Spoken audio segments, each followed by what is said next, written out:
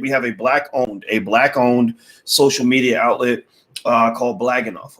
Here's how you spell it: blackenough.com. So if you are Black Enough, join us at Black Enough. We have very black conversations there, and it's a black-owned social media platform. So what I want to do is go through some of the news items that I'm looking at here on the page, and I see on Atlanta Black Star, which is a news outlet that I respect. Shout out to Atlanta Black Star. Martin Luther King III seeks to stay the execution. He's seeking a stay from Alabama governor, saying the execution of Nathaniel Woods may, quote, produce an irreversible justice. Now, from what I understand, Nathaniel Woods is a brother that is basically being executed for a murder he didn't commit. And it says here that the U.S. Supreme Court did step in to grant a temporary stay in the execution of inmate Nathaniel Woods, who's 44, who's going to die by lethal injection at a Southern Alabama prison. And so Martin Luther King Jr.'s son, Martin Luther King III, sent a letter asking the governor of Alabama, Kay Ivey, not to execute Nathaniel because apparently in 2005, a jury convicted Nathaniel Woods and co-defendant Kerry Spencer of capital murder in the 2004 slayings of Birmingham cops Charles R. Bennett, Harley A. Chisholm, and Carlos Owen. The pair were also charged with attempted murder in the shooting of a fourth officer who survived the attack. Quote, but here's apparently what happened is that the brother that was being executed this week. Wait, so somebody says they did execute him. Willie says they did execute him. Okay, let me do another Google search then, because I thought that they stayed the execution. So let me check here. Let me know what you guys know. Okay, let me see here. Nathaniel Woods. Okay. He was executed 2 hours ago. Okay, so yeah, he was executed. Wow, rest in peace. So according to NBC, so I was looking at Atlanta Black Star, so I was a little bit behind. I apologize. Let's see here. It says here on NBC that Alabama inmate Nathaniel Woods was executed Thursday night after the U.S. Supreme Court lifted its temporary stay to further his case. Wood, 44, who was convicted for his role in the fatal shootings of 3 Birmingham police officers, have been said to die by lethal injection. His family and prominent activists had rallied on his behalf, collecting signatures in hopes of swaying Governor Kay Ivey to grant him clemency, which she denied. Renewed questions surrounding his trial, accusations that his case was mishandled, and larger concerns over how Alabama's criminal law treats black defendants have caused concern in recent days. And I think that's the bigger issue. I think that there are a lot of cases that we get behind because, we see something that looks like an injustice, and we rally behind something that's symbolic. And what I encourage you guys to really consider is that we need to move beyond the symbolism.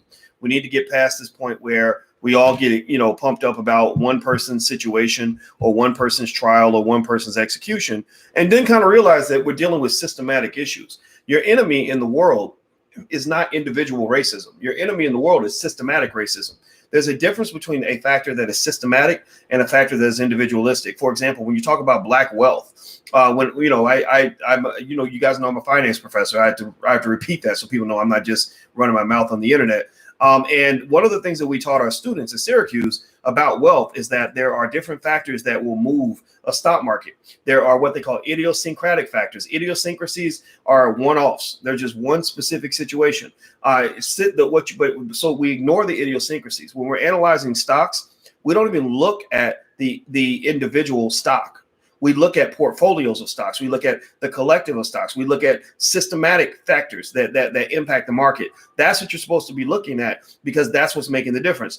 Idiosyncrasies, idiosyncratic, one-off, anecdotal, specific, one-time situations don't mean a whole lot in the whole scheme of things. So if you want to know why the justice system hasn't gotten any better, it's because every single case is a one-off. Every single time they bring up an injustice, it's, oh my God, did you see what they did to the Central Park 5? Or, oh my God, did you see what they did to that one guy in, New York and what the police did to him? Or did you see where the police shot that one person, in Connecticut? And if you really want to make progress on an issue like this, you have to look at it on a broader systematic level. You have to look at the big picture. So you've got to say, okay, we're going to talk about this one case for now because it's symbolic of a bigger issue. But we will always get to the bigger issue.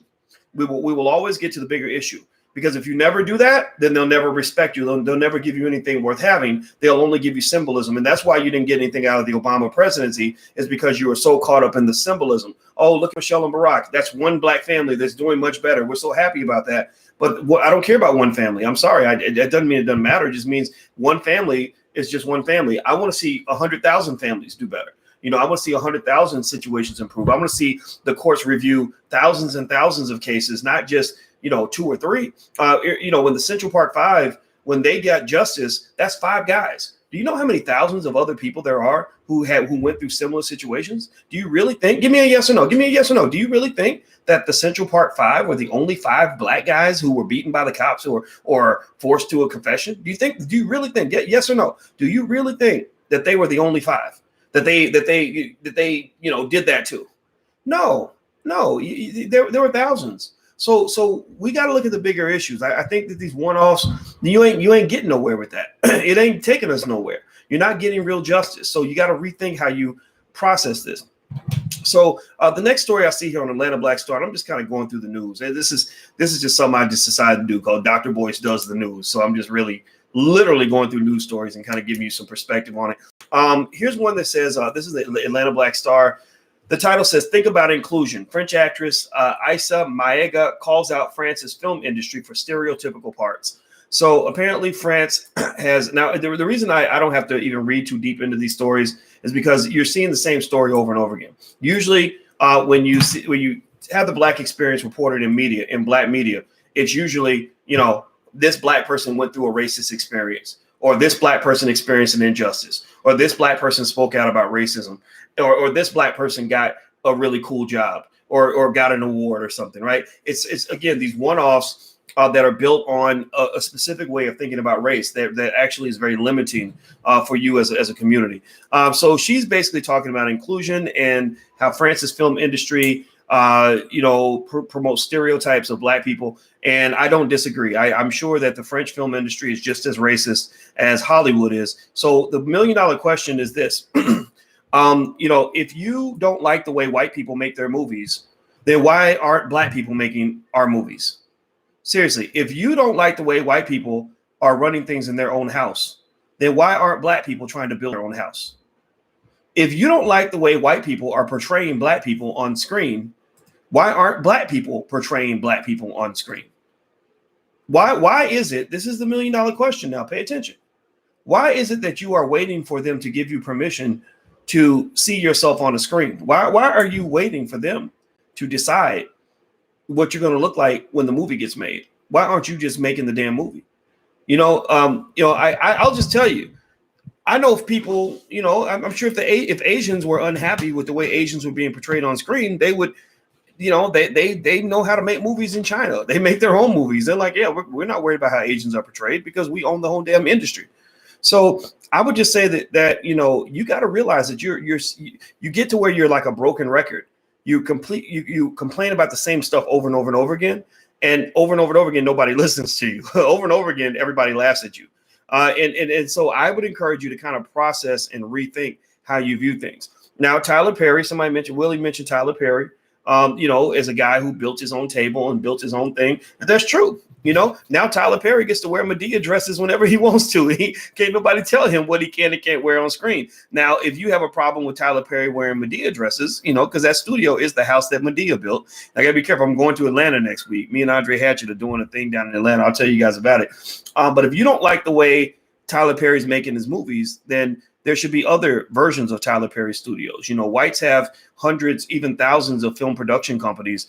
Black people should have hundreds or thousands of film production companies too. So, we do actually have a production company. It's called Boyce Films. We've made The Black Love Blueprint. We've made Resurrecting Black Wall Street. We have made Raising a Black Scholar. We have made Democracy, a Black American Horror Story. We have made the series I Am Black History 2. And we're making more stuff. We got people actors and actresses and very talented producers and directors in Hollywood right now that are creating the next release from Boyce Watkins Films. So I'm not a guy that's going to sit around and just get mad about what somebody else is doing. I'm going to go out and do it better. So when these things come out, we'd love to have you guys support because all it takes to build a strong industry is a customer. All it takes is people that will go see your movie when it comes out in order for you to have a thriving film industry. So in fact, if you guys, we'll probably come to you guys and say, well, what suggestions do you have for things that we can make that we can do on a budget? Maybe some of you have skills that you can offer that can help us get things done. The only difference is we don't have billions of dollars to play with. We don't have billions of dollars to throw away, but we can get things done. We certainly have billions of dollars worth of talent in our community. So I'm an advocate for building our own. I just really don't understand how anybody thinks that we're ever going to really get, equality or get ahead by just continuously asking white people for permission. I just don't understand what your end game is on. Okay, next topic. Do me a favor, hit the thumbs up button, hit the thumbs up, share, and subscribe button. Also, just as a reminder, don't forget, join Black Enough. Black Enough is our social media platform for Black people. So if you're Black enough, join us at Black Enough. This is how you spell it. Also, we have the Black Financial Channel. I told you we're just building. Whenever we don't like something, we don't complain too much. We go build something better. So also we have the Black Financial Channel, theblackfinancialchannel.com.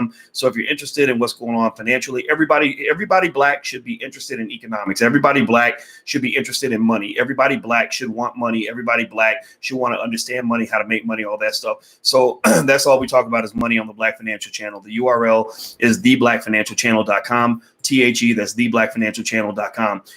Here's another story on Atlanta Black Star. After starting as a receptionist, Ramona Hood is now FedEx Division's first African-American female CEO. Good for her. Good for her.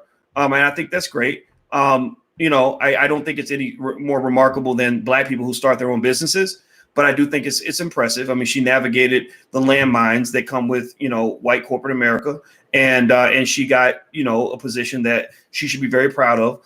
But at the same time, I think we should always also acknowledge, and not to sound like a pessimist here, but you have to acknowledge the fact that one Negro getting a job is not the same as one Black person starting a business. A Negro getting a job is one person getting a job. It doesn't mean that maybe she's using FedEx's resources to hire other Black people, and that's fine. Or maybe she's going to get FedEx to give $1 billion in investment in Black communities so that Black people can actually, own property or whatever. But I really think that you have to really sort of rethink what progress actually means in your community. We get excited when a Black person gets a fancy job. And I'm not saying that that's not a big deal. I'm not saying she's not worthy of acknowledgement. But remember, FedEx hiring one Black person is not the same as creating opportunities for the masses of Black people. So part of the reason that integration, since the liberals gave you integration to make you feel better about yourself and started letting you go to their stores and give them all your money and eat at their lunch counters, you had a steady decline in Black wealth, because you have lots of Black people getting jobs as servants. Servants, just paid slaves, basically. But at the same time, you've seen a decline in Black wealth because there's no sort of training or interest in ownership. So if you want to know the conversations I have with our girls, when we were talking over dinner, she told me that one of them said, yeah, we're studying economics in school. And we talked about producers versus consumers. I said, which one do you want to be, a producer or a consumer? She said, a producer. And I said, don't forget, ownership is how you have power. If you own things and you get to make the decisions, you get to make the moves, you get the capital gains, you have a strength that you don't have when you're working for other people. And in fact, actually, if you think about something like gentrification, sure, we have a reason to be pissed off about gentrification. Sure, people who own the property are coming in and kicking us out. Sure, people are coming in buying stuff and evicting us. Absolutely, that's true. But my question to you is this, and I want you to process this. Riddle me this. Answer this for me. Just say something to acknowledge that you're hearing what I'm saying. What would have happened if, in the 1970s, if we had another type of civil rights movement? Let's say that the movement was Black ownership. What do you think would have happened if, back in the 1970s, when all that property, all that gentrified lakefront property where they got the Whole Foods and the dog parks, what would have happened if we'd have bought that property? What would have happened if we said, this is an old abandoned crack house. I'm going to go ahead and buy this house and buy this land because don't nobody want this land now because it's 1978. And maybe one day somebody's going to want it.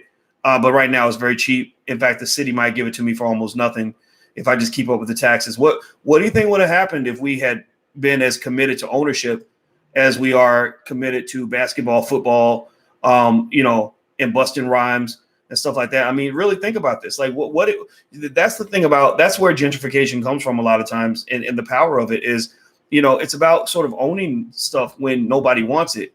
And then later on, when the value goes up, you're already in position to benefit from that value. Like Mike Jones used to say, you know, back then they didn't want me. Now I'm hot. They all on me. Well, you know, to be down with Mike Jones, you had to be down with him back when they didn't want him. When he's hot, everybody's on him. So it's hard to get in touch with Mike Jones, or it was. You know, I don't know what he's doing now. But when he was hot, everybody was on him. So it's hard to get on the phone with Mike Jones. But back then when they didn't want him, that was the time to become Mike Jones's buddy. So same thing is true with the hood. Back then they didn't want it. Now it's hot. They all own it. You know, now, you know, it's like that property, parts of Chicago, DC, New York, LA, a lot of these areas that have the highest property values imaginable. Oakland, I was just in Oakland last week where they talk about gentrification. A lot of these areas that are the hottest real estate markets around are places that people used to not want. I mean, really, like, you know, I was going through a gentrified neighborhood in West Oakland, and my boy said, yeah, right there in that corner, they used to have dope addicts and killers and all this other, and everybody was trying to get out of the hood. Anybody remember that? Yes or no? Does anybody remember back when everybody, what their dream was to get out of the hood? Like, my dream is to leave my community. My dream is to get away from other black people as far as I can from other black people. And see, so that was a sucker's dream. That ended up being a sucker's dream. We all a bunch of suckers half the damn time. So we got to rethink how we view the world in order for us to be successful. So hit the thumbs up button, hit the thumbs up, share, and subscribe button, please. Also, don't forget, if you guys want to actually, if you guys want to learn more about investing in wealth and stuff like that, we have the Black Business School. You're welcome to go participate. You can get started for free if you want to, or talk to one of our enrollment agents. There are people always online to talk to you. You can go to theblackbusinessschool.com, THE, that's theblackbusinessschool.com. If you want a free copy of my book, It Takes a Village to Raise the Bar, you can get a free e-copy by going to drboycewatkins.net. That's drboycewatkins.net. So let me keep going. So here's another story in Atlanta Black Star. Nothing should limit you. Allen Iverson and Reebok will pay college application fees for students at Iverson's high school alma mater. I think that's great. You know, what comes to mind when I think about this story is I see a picture of Allen Iverson, and I see a guy who has who seems like a really decent human being, very sensitive, very athletic, and very talented. But he also wasted a lot of money. He could have probably been a lot more effective as a human being if he'd been trained a little bit different. I feel bad for him because I heard the stories about alcoholism and the gambling and stuff like that, you know, kind of typical things that kind of trap a black man. The four things that tend to bring a man down are drugs, alcohol, gambling, or women. Like those tend to be the four things. If a man does not do those things in moderation, those four things can take him down. And from what I understand, you know, Iverson's had an issue with at least two or three of those things.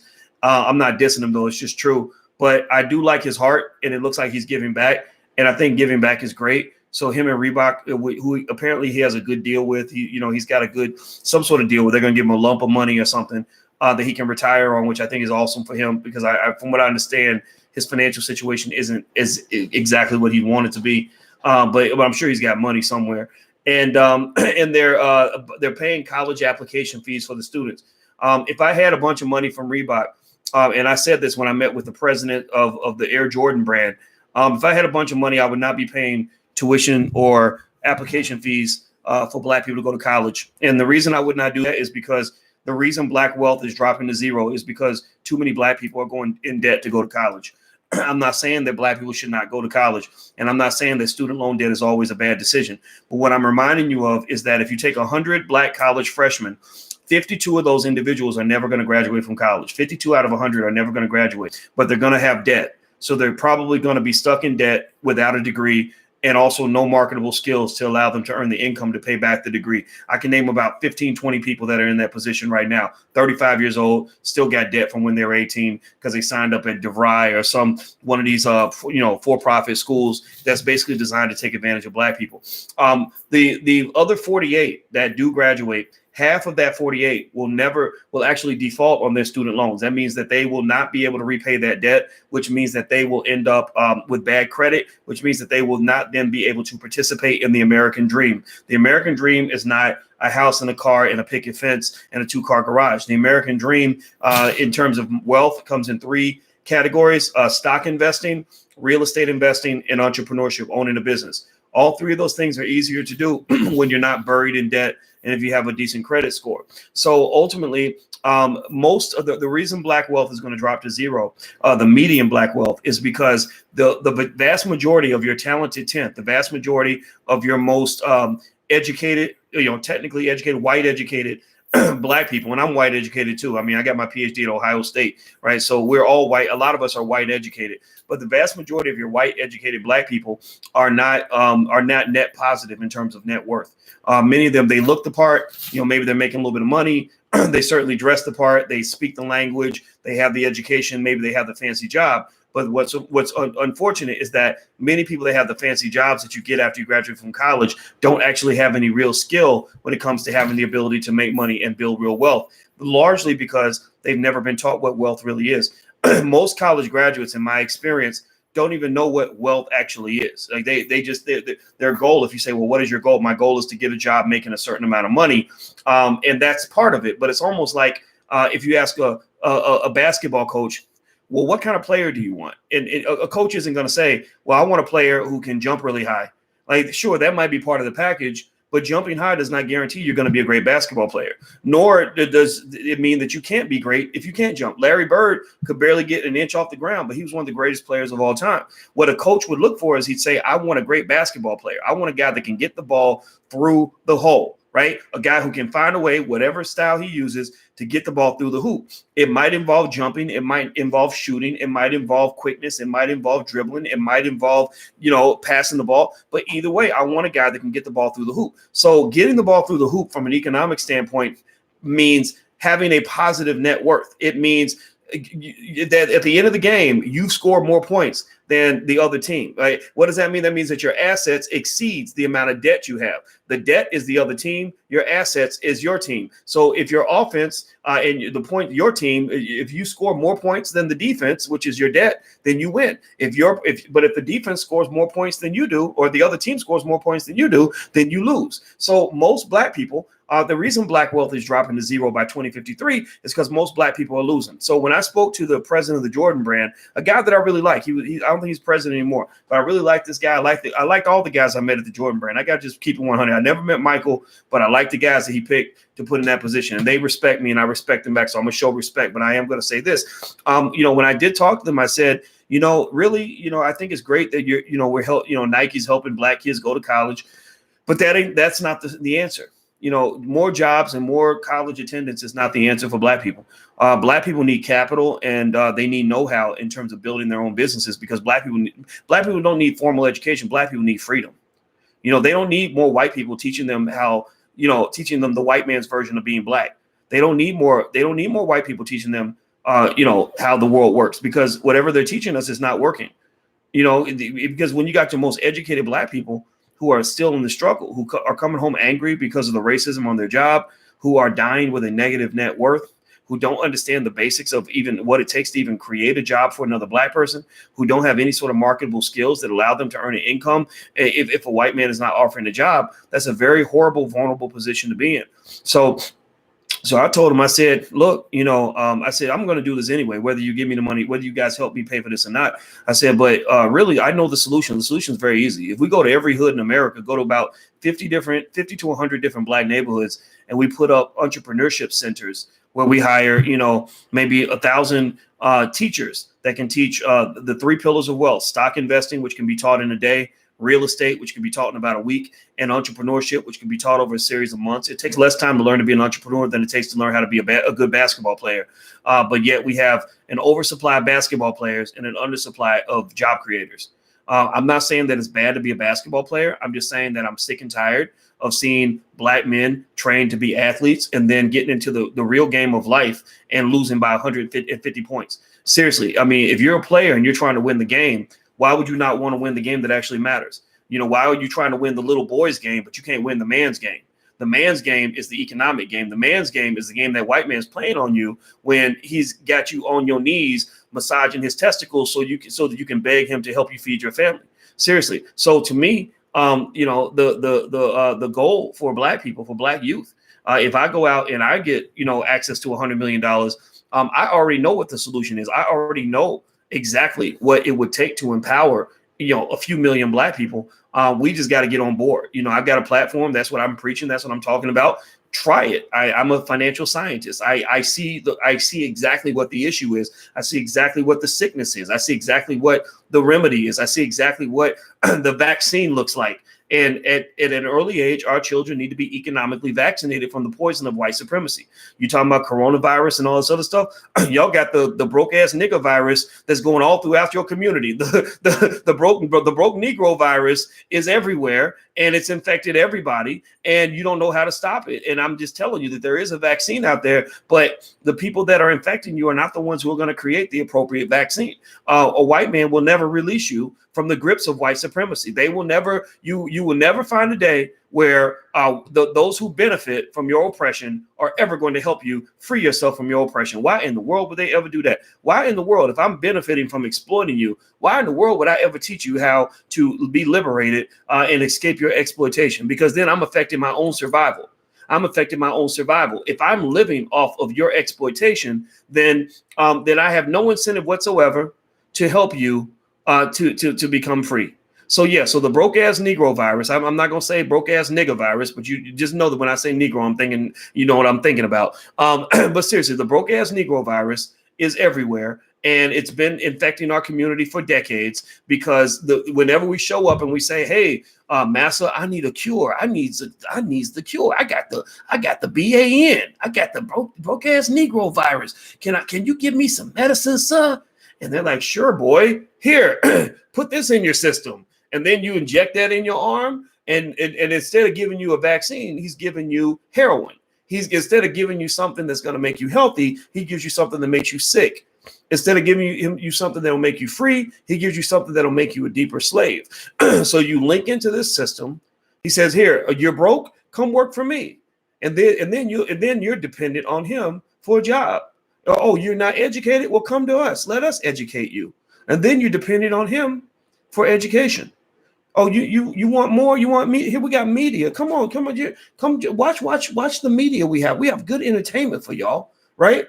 And then next thing you know, you're hooked on all the things that are making you unhealthy, and you're making yourself sicker every day, and you don't even know why. It's because you got the BAN, and that virus is everywhere. It's worse than the coronavirus because it's been festering for decades. So at the end of the day, what I will say to you as Black people is that if you don't learn how to think outside the box, then you're going to remain incarcerated inside the box. If you can't get out of the cage, then you're going to live in the cage. And some of y'all are real comfortable in the cage. And I don't know what to say. I can just tell you that that's what I see. And I hope that, you consider some other avenues for freedom or success or whatever it is you're looking for in life. Okay, guys. So I'm about to get out of here. I hope you guys have a good night. I talked to Andre C. Hatchett from Black Men United, and we're going to do something in Atlanta on the 13th, since I'll be down there. I'll keep you guys posted, but just keep your eyes open on drboyseminars.com. That's where I'm going to put the link to join us in Atlanta. Also, if you haven't done it yet, please hit the thumbs up, share, and subscribe button. Follow me on Instagram and Twitter if you want to, if you really want to engage in some intelligent Black conversation. I'm at Dr. Boyce Watkins 1 on Twitter and The Real Boyce Watkins on Instagram. And of course, we have Black Enough, which is our social media platform. It's spelled right here on my shirt. And last but not least, if you'd like to help us grow the platform, we'd really love your help. You can go to intelligentblackpeople.com. That's intelligentblackpeople.com. Take care, everybody. Have a great day. Love you. And thanks for listening. I'll see you soon. Peace.